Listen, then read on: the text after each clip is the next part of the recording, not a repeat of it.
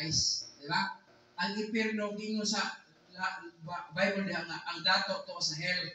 While si Lazarus tuwa siya dito sa Abraham's bosom. Another word is paradise. Okay, ginani ha? Sakto ba? Ang tawag na to, trash bin or trash can. Diba? Pero kabalo ta nga dili na ang final nga destiny. Pero butangan na nabi sa trash. Ang hell nga gisgutan diha dalapoy-an ato dato, impierno na ang tawag ato. Nanas sa flame, no? Nanas kasakit siya, pero dili pa mo ang final destiny. Ang paradise is also nanas siya sa glorification. Nanas sa kahimayan, nanas sa lugar nga way kasakit. Ang hell, nanas kasakit siya, pero di na final. Kaya kini siya, ilaway pa man natin dito sa compost pit. Tigulin ko pala yung bilibig. Atong illustrate. Kaya makita na to. Di ba? Mali siya. Di ba ilaway pa natin sa compost pit na diha? Ang period nga hawason siya sa trash can, mulupat siya, padulong dito, mo transfer siya sa compost pit. Di ba? Kanang space sa paglupat sa trash, padulong sa compost pit, mo na siyang hulang-buhay sa gitawag ko judgment, white throne judgment. Hawasan mo to sila kay matubag sila tas Ginoo. Nganong na-impir naman ko? Puta na ko kayo dito. Masimahon na ko ako. Manghinatagon ko dito. Ito sa white throne judgment na mahawasan na sila, adisin na ba ito sa compost pit. Ini, ilabay mo di ba? Di ba? Dito ilabay, yapin mo lang.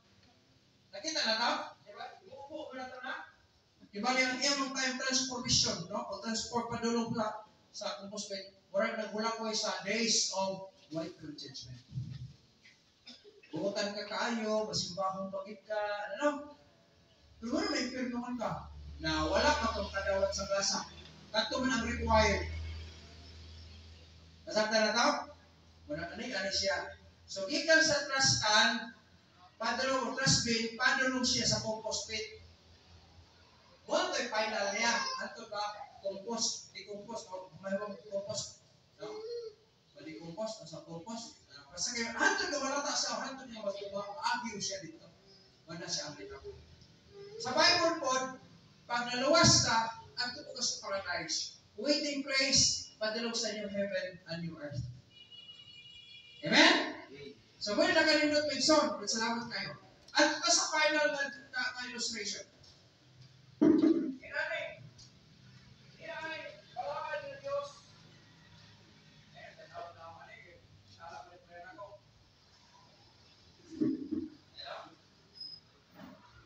Bali, ato ni mo lang siya ang balaan ng Diyos. Sige mo, mapunta na rin tayo. Balaan ng Diyos, nagpuyo sa langit, mulitan siya. Wala'y gamay, bisa gamay, wala siya sa langit. Kung hindi siya pakalumang sa langit. No? Ay Diyos. Kung ay tao magkasasala, gusto mo puyo sa langit, pero dili magkapuyo sa langit tungod sa iyang kasalanan. Ikan sa ginikanan na si Aba, si Eve, si Adan. No? Karon, ni ay Diyos, may nagpakatao. Ibalik mo ni siya, wala po si Jesus Christ. Okay? Ini siya, nag-require sa tao, kinahanglan ka kung sala niya, papasaylo, mabayran. Pero dili siya kahimo. So, kining Diyos, napadala o manluluwas. Gitan niya dito sa mga tao. O nadawatan man niya. Ulit mo sa pamagalan, kaya isa naman ang bubulong. Habit-habit ito sila kataas, no? Kailan ang lawas. Nadawatan niya si Kristo ngayong manluluwas. Ini siya, na Diyos, dili unta makadawat anang magkasasala.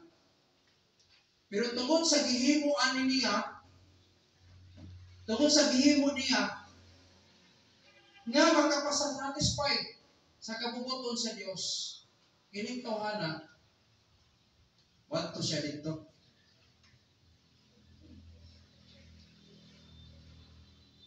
Kung wala ni siya na nagabugar ani, dili ni siya makasulod sa iyang gingharian. Kung wala ni siya na nagbayad sa salaan niya. Kung wala siya nagantos sa pagpaula sa iyang dugo para ani niya. Siya nagrepresent sa ato ang mga kasala. Siya nagrepresent kay Jesus Christ. Kaya kung wala kay Jesus Christ, kuyong mo, matubang ka sa kamahanan ng Diyos, dili ka kasulod sa iyang gingharian. Pareha ka rin ba? Wala kayo dikit ng mga politiko, mga tusok mga politiko musunod sa iyong agency, dugay ka kasulod. Isa pag-tapit sa tag-exam. Pilipinas, piliin mo Pilipinas.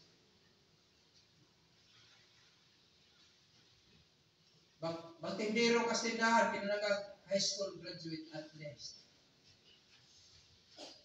Kasi trabaho niyo mo dito, budigiro. Nag-require ka high school graduate, budigiro naman ay. Mag-asa naman nila sa... Pero kung makahatag ka sa requirements, kasi bakit ka? Amen? Asa tanataw? Mauni ang nahitabo sa tuwa. Kung wala kay connection to Jesus Christ, kung wala ka niya ako mga dawat, di ka masunod diri sa langit. Ika na Bible. Nagtindi siya, ang katong tao na dato, wala sa manawat sa Jesus Christ, kaya nuna niya, aportahan ko. Ang pangansira lang siya. Tanawa sa impirno, dato man to, makapalit ng mineral water. Kaya wala mineral water dito. Amen? Wala air condition dito. Wala na. Wala itong pumalang kinig, ibutang sa Ginoo, araw makapulang doon, no? Baka pa hinuplot ta, ano saan ay kumanganda? Ay dapat karon sa utang buhay pa ka. Kaya wala ka kabalog na sa. Ibutang mo na yung pizza diha, nga nangamatay ni sila sa pagdunata. Wala, okay. Namatay sila sa ro. Namatay mo na dato. Nagsunod na sila. Pwede na may tapos ako anytime. So, mas mahit ang mga dab anytime. Amen? Brother, salamat kayo. Saan na nagkahintang maigsoon, yun ang pulong sino? Si Jesus Christ, siya ang naghimo sa redemption. Siya ang naglukat, kaya nahimo na ulipon tas kasalanan, gilukat na. So there's redemption. Redemption undertakes the solution of the problem of sin. Gilukat niya, aron nga muklarify ta sa Diyos. Gilukatan niya, aron nga manghimong madawat ta sa Ginoo. So ang resulta, gitawag og reconciliation. So nadawat ta sa Dios, ang magkasasala nga dili madawat sa Dios, gilukat ta sa Dios, sa Ginoo Hesus, aron nga makasunod siya, madawat na siya sa gamahanan nga Dios. So gitawag na siya reconciliation. So asa na siya nabilog sa kaluwasan. No? Once nga naapura nimo ang kaluwasan ni Jesus Christ, gitawag na siya perfect salvation. So diha, gawas sa reconciliation, gitawag pa yun ang propitiation. Propitiation is pagpasiguli, halad na siya, nahimong solusyon para nga ang nasuko nga Diyos o ang gikasukan nga tao, na siya peace offering, no? Maghatag siyang halad, aron nga kining tao makapaglipay na sa nasuko ng Diyos. Muna ito, propitiation. Yan sa man ang naghatag ng halad. Ang Diyos mismo naghatag sa iyong buktong anak aron ihalad para makasunod na nato sa iyong. Muna yung nagalindot na iksuot. Muna, ang composition anak, redemption, propitiation, o ang itawag na ito o reconciliation, mahimo siya perfect salvation. Karon sa ato mangkunan, karon sa kambuhi pata kay decision making man siya. Then the last one, no? The last one. If redemption provided for and offered to the sinner is a redemption from sin, divine redemption is by blood, the ransom price, and by power. The result of this threefold work is the perfect salvation, by which the sinner is justified. No? Sa dihang madawatan nimo makamatarungon sa kaniya. Manalisulta is justified, made acceptable to God, madawat na siya nato sa Dios, placed in Christ positionally to receive by God as though He were the Son Himself. Madawat na kaingon ng anak na sa Dios. Diba? Para sa diyang madawat ka, makangkong kang kaluwasan, mahimo kang anak sa Dios. So tungod sa gihimo ni Kristo nimo, kay imo gidawat siya, madawat ka sa Dios, kung matagan kang katulog na mahimo ko kang anak niya. And now, it is offered to us as a gift. Gigasa na sa Ginoo sa tuwa, na kung imong dawaton, makangkong ka anak. No? So the last one, life after death not only requires perfect preparation, not only requires perfect salvation, but number 3, the last but not the least. Life after death requires perfect decision. Anong ginawa sa perfect decision? Tungkol kay it lasts eternity. More ni decision nimo nga mo last for eternity. Nangulit tao kong dalaga, hingsugot ang dalaga, nagminyo-min, nahimuming pamilya, no? Pero ang among kontrata, nakasulat, till death do us part. Diba? Pag-ana niyo, pag-bural niyo, kasal, till death do us part.